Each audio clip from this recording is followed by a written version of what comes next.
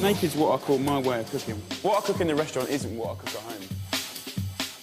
Cooking's got to be a laugh. It's got to be simple, it's got to be tasty, it's got to be fun. I suppose you could say it's stripping down the recipe to its bare essentials. No way, it's not meat, it's the food.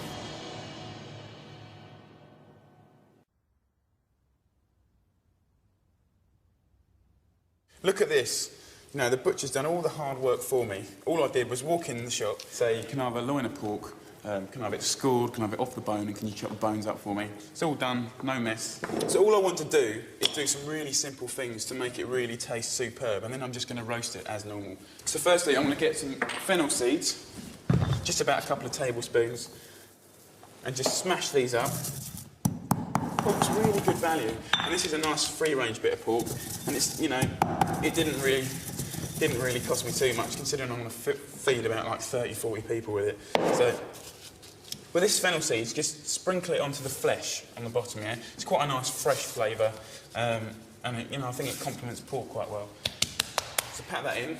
If you didn't want to use this much pork, I mean, could you use a smaller joint or? Yeah. I mean, I've got a big joint of pork because I've got loads of people coming around. But do a half loin, do a quarter loin. Even if it's for 2 or 3 people, do a quarter of a loin of pork, and then when it's cooled down, put it in the fridge. It lasts for about 2-3 days. Really nice in sandwiches, lovely sliced into sort of salads and stuff like that. I mean, the thing is, if the smaller the cut of the meat, the more of the point of roasting you lose. You know what I mean? You might as well just fry it or grill it then. So with these garlic cloves, I've just broken up a whole bulb, and I'm just going to kind of smash it a little bit. Just to kind of squash it, really, not smash it into a paste. Then just scoop it out and pat it and rub it onto this meat. And it doesn't look like it's going to do a lot, but it will infuse a nice immediate bit of flavour. So we've done that. And then just turn it around. And I'm going to get some rosemary into these lovely cracks, do you know what I mean?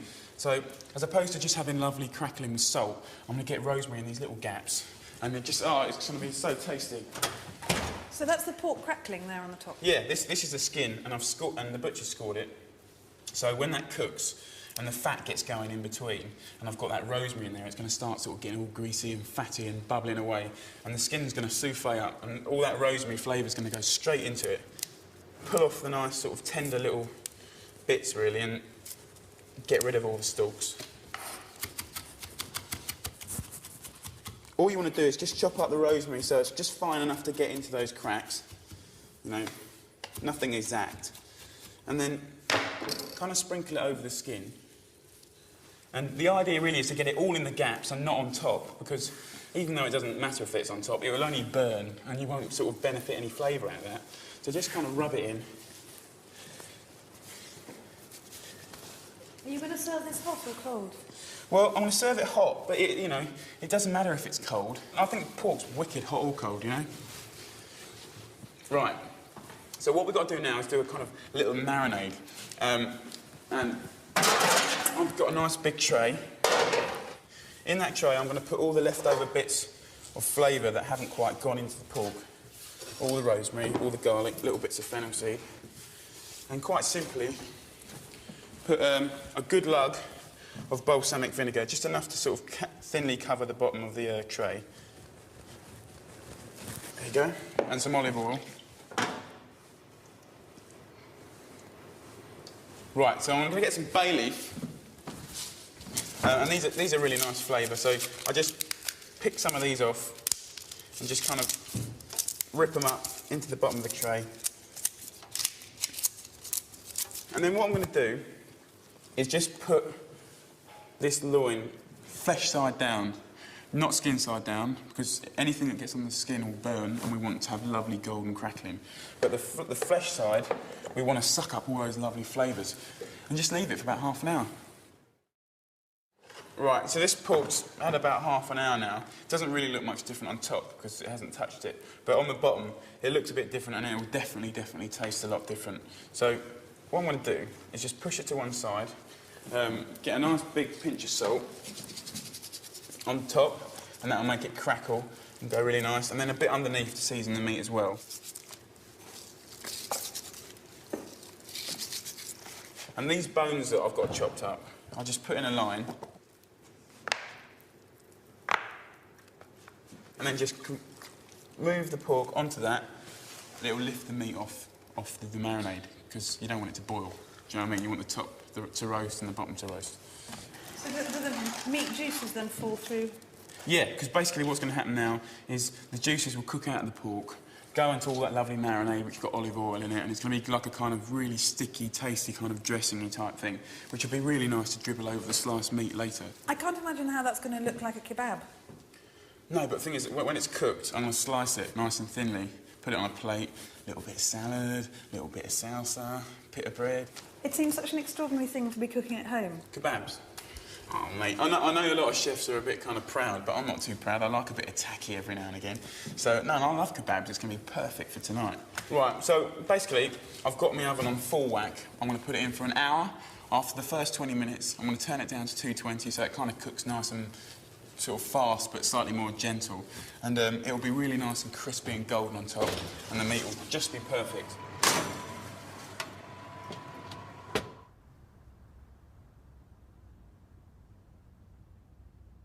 OK, to go with my posh pork kebabs, I'm going to make like a funky little salsa, which I suppose is a replacement for the old chilli sauce. So I'm going to blacken the old peppers right on my gas hob, and that's going to kind of sear the skin. And I just find it quicker to do it like this on the gas, as opposed to in the grill, or, you know, or to roast it. To those 2 peppers, I need about half a medium-sized red onion, because they're quite nice and sweet anyway. And I'm just going to finely chop it.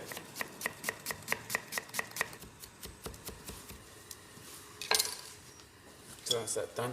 And then I've got 3 large chilies. So I'm just going to cut them in half and kind of poke out the seeds, and then finely chop them. Let's turn one of these. Look at that. So you want to get it nice and black like that. And you should only have to turn it 3 times, really. Peppers normally have about 3 or 4 sides. And what are you going to give people to drink? Oh, God. Well, we're going to have the normal beer and wine, but I've got my mate Damien coming round, who's a really good barman, and he's quite good at cocktails. In actual fact, he's very good at cocktails. And he's got a couple of little surprises up his sleeve for me. I don't know anything about cocktails, but I know he's going to come round in a van, and we're going to pick up our shipment of booze. That looks like an awful lot of chilli. Yeah, but these big ones aren't very strong, you know. You're adding them to taste, really. The idea is it's quite crunchy and quite twangy and quite hot and loads of flavours. 1 garlic clove, just finely chop it. Nice to get that really fine. Lovely, let's get all that in there. Let's have a look at these. Brilliant. Yeah, we're done. So, some people put the old peppers, once they're really blackened, some people put them in plastic bags or sandwich bags. I'll just chuck them in a bowl and cover them in cling film, and they'll start to steam. You can see it. And then when I come back to it in sort of 5 minutes' time, the inside will be lovely and sweet, soft, and the outside, the skin will just pull away really easily. Right, I'm going to put some fresh parsley and some basil in here. This is what I've got. I'm not going to be fussy with it. I'm just going to take the worst of the stalk off and then kind of roll it up so it's all kind of compacted, and then I'm going to finely chop it. Here we go. I know it's your birthday, Jamie, but does your party have a particular theme? No, there's no theme. I just want to get all my old mates together, really, have a good laugh. I'm not really all that keen on theme parties because, I had a terrible experience once. It was my mate's 20th birthday, and it was a cross-dressing party. Don't ask me why. It wasn't my idea. And all the girls came as blokes. I went as a woman, and I made such an ugly woman you wouldn't believe. And I was in a luminous green skirt and shirt number, and I decided to walk home at the end of the night, and I had to keep diving in the ditches because cars kept going along. I didn't want them to see me, and I didn't tell anyone that I'd left, and they just found my handbag and the inside of my bra next to the pond, and everyone thought I drowned, and they were digging around trying to find me. So I won't ever be doing that again. Right, so just add about sort of 5 or 6 tablespoons of olive oil, just enough to sort of loosen it up and make it lovely and shiny. And then these peppers should be ready. So basically, we just want to kind of pull away the skin, and that's really easy now. We've kind of steamed them a little bit. Sometimes you see people washing them under the tap because they think it's easier, and it's just damn lazy, really. And you wash all that lovely sweetness away. So don't do that. Anyway, a little bit of black skin left on them is quite nice because it tastes quite charry and kind of barbecuey, which is pretty funky. All you have to do now is cut it in half, and you should be able to pull out the core. Oh, they're hot! Yeah, it's an idea to let them get... Oh, it's an idea to let them get a bit cooler. Ah. Get rid of all the pips. And then just chop it along. All right, nearly there. And that looks yum yum. Right, so scrape it all in. In we go. That looks superb. And all we have to do now is kind of correct it all. So a good pinch of salt and a really generous twisting of pepper.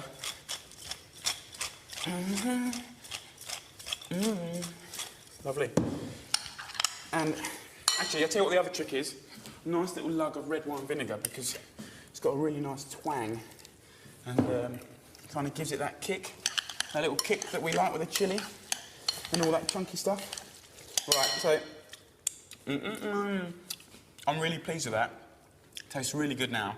But if you come back to it in about an hour when it's all had time to kind of amalgamate and mix up and all the flavours are kind of getting right in there, give it another bit of salt and pepper and that will be really good.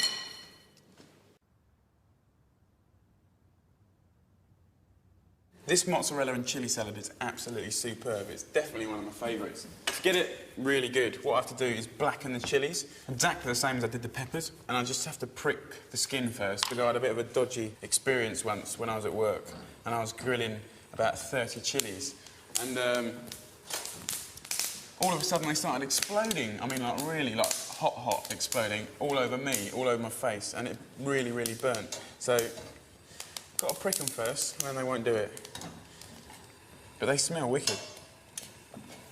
I love chilies anyway, but like when you got that milkiness of the cold sort of mozzarella and the kind of sweet hot chilies, it's like, to me, it just like, I just love it. I love it to bits. Also, I've got quite a few veggies, well, quite a few, I've got a couple of veggies coming tonight, so I want them to be able to put something in their pita bread, you know, have something substantial to eat. But I mean, these are basically ready now. We just want to make them sweet and make the skin come off quick. So I just pop it in a pot and cling film it and leave that for about 5 minutes. And what I'm going to do now is I've got some nice mozzarella, but I reckon the key to make this a really good salad, and it sounds a bit funny, but it's to have a nice big plate, yeah? And then instead of cutting the mozzarella up, which looks, I think, a bit plasticky, just rip it up. Any old-fashioned, really. I mean, into quarters is a kind of a good idea, just so it looks a bit more natural and a bit kind of more, I don't know, rustic, I suppose, or I just think it looks funky. Right, there you go. Now, these chilies, you can see them, they've been steaming a little bit, and there's loads of condensation inside. I'll just test one, see if the skin wants to come off. Yeah, lovely. Right, they're really easy to peel. You just push away the skin. Comes off really easy. So what we want to do now is just take the ends off the chilli, cut them in half. They smell absolutely fantastic. And I'll just scrape all the seeds out, right, which is obviously the really harsh, hot bit. So what you're left with is fairly mild then, is it? Yeah, reasonably mild. I'll try one in a minute, and if I'm wrong. I mean, all chilies are different parts of the world.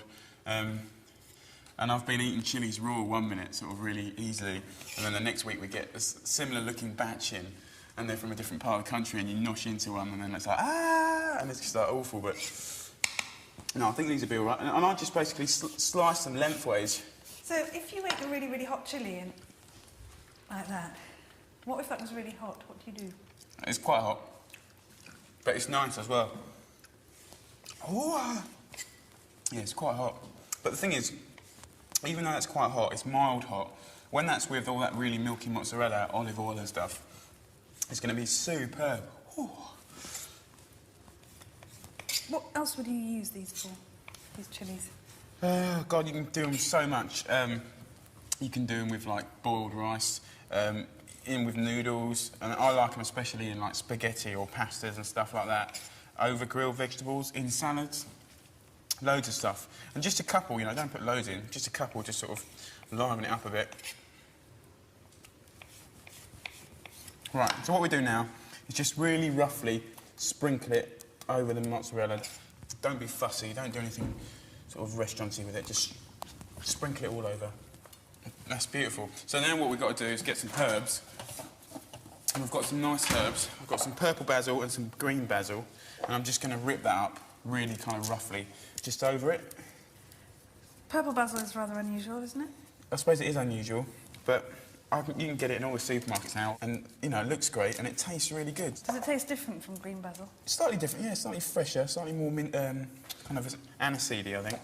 I know what the thing I like about this is even an idiot like me can do it. You just chuck it, you know, all this, no positioning or anything, just chuck it all over the place. Black pepper, very important. Just do it from a height, so it kind of scatters. Some nice sea salt from a height again. And I've got some nice olive oil. You can be nice and generous. Again, just scatter it. Would you say that's a chef's tip, then? Well, no, I'm not doing it to be poncy. I'm just doing it because if you do it from a height, then you're not going to get a whole load of pepper or a whole load of salt or a whole load of oil in one place. So it looks a bit kind of, you know... No, just do it. And lemon juice, I think. You could go for balsamic vinegar, which would look quite pretty. But I think that I don't want to hide... Balsamic vinegar is quite sweet, and I don't want to hide up the sweetness of the chillies. Yeah. Lovely. That's going to be really nice, and that looks fantastic.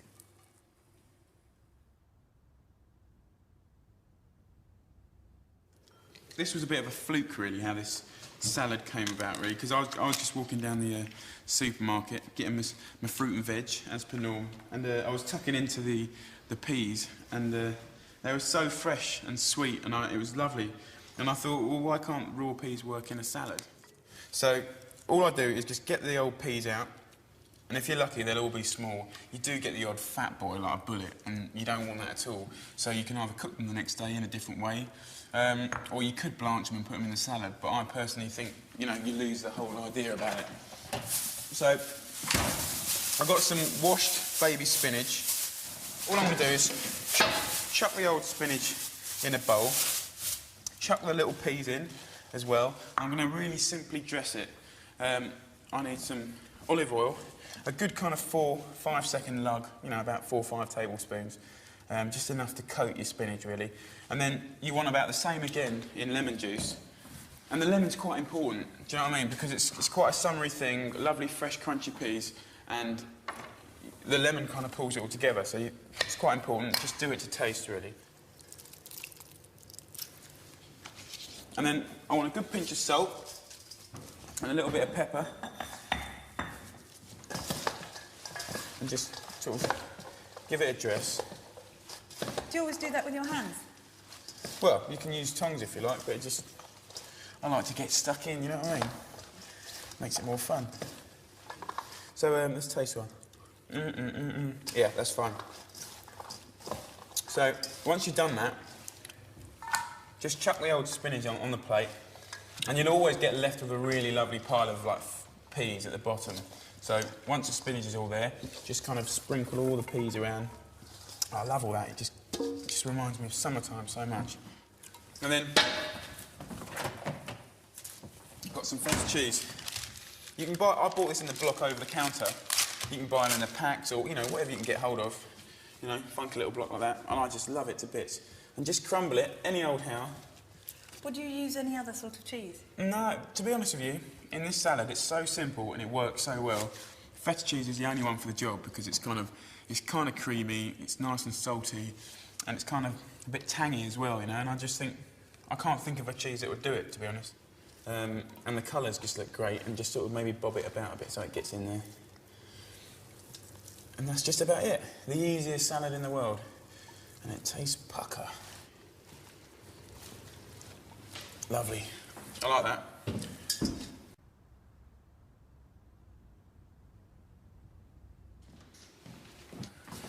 I've got that sugar syrup done, mate. Excellent. What's that, Damien? This is just a sugar syrup with a bit of orange and mint. Well, how much sugar and water did you put in? Well, I did 1/4 pound of sugar in a pint of water, and I just reduced it to 1/3. So that's the base of the cocktail. That's sort of the basic. It gives a really fresh sort of taste. You got a sieve? Yep. Because we don't need all these peels and mint in there.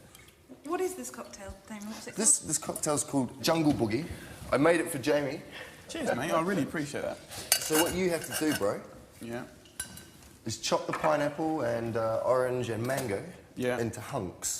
Into hunks. Into hunks. Hunks and chunks. We use a white and a dark rum. The dark rum is a bit sweeter than the white rum, and it sort of balances each other out. So I'm going to add that to the syrup. Oh, mate. Smelling pretty intense. What's wrong, bro? I forgot the umbrellas. Oh, no! Oh, no. I wanted to have a true Del Boy style cocktail.